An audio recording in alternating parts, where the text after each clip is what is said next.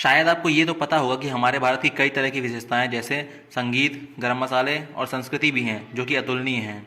पर शायद आपको ये नहीं पता होगा कि जिसे अब लोग मार्शल आर्ट के नाम से जानते हैं वह भारत की एक प्राचीन कला है जिसे कलारीपयट्टू के नाम से भी जाना जाता है। कलारीपयट्टू दो शब्दों से मिलकर बना है। पहला कलारी जिसका मतलब है व्यायामशाला और दूसरा पयट्टू जिसका मतलब है व्यायाम करना। इस कला को सीखने में सालों लग जाते हैं। ये शरीर को चुस्त और दुरुस्त रखता है, पर इसे सिर्फ एक कला नहीं जीवन शैली बताया गया है।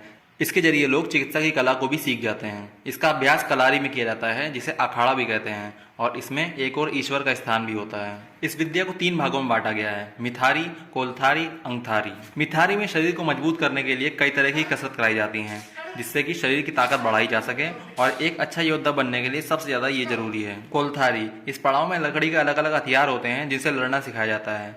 नए योद्धा को धारदार हथियार सुरक्षा कारण से नहीं दिए जाते हैं, इसलिए इसकी शुरुआती ट्रेनिंग लकड़ी के हथियारों से ही होती है। अंगथारी, इस पड़ाव में यहाँ तक आने तक योद्धा लकड़ी के हथियारों से युद्ध के लिए पूरी तरह से लायक बन चुका होता है और यही समय होता है जब उसे असली हथियार जैसे तलवार, ढाल और भाला दिया जाए। इस कला के अंत में कलरी मर्मा का विशेष परीक्षण होता है। यह मानव शरीर के 107 एनर्जी पॉइंट्स को जानने और एक्टिव करने के लिए होता है।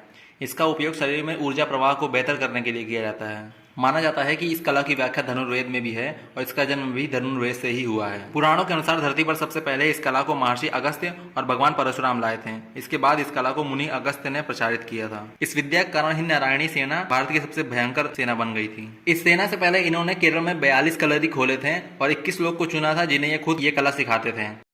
उन 21 लोगों ने कड़ी मेहनत के बाद केरल की धरती को दुश्मनों से बचाया था। यह कला 520 से 526 ईस्वी में महान बोधि धर्मन से होते हुए आधुनिक मार्शल आर्ट के रूप में बन गई।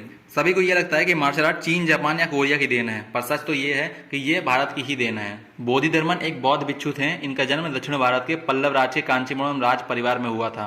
वे कांचीपुरम के राजा सुगंध के तीसरे पुत्र थे।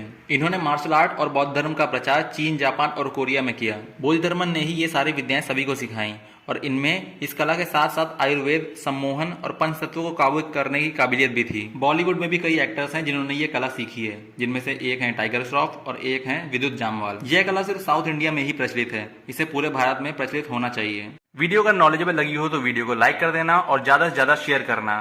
Thank you.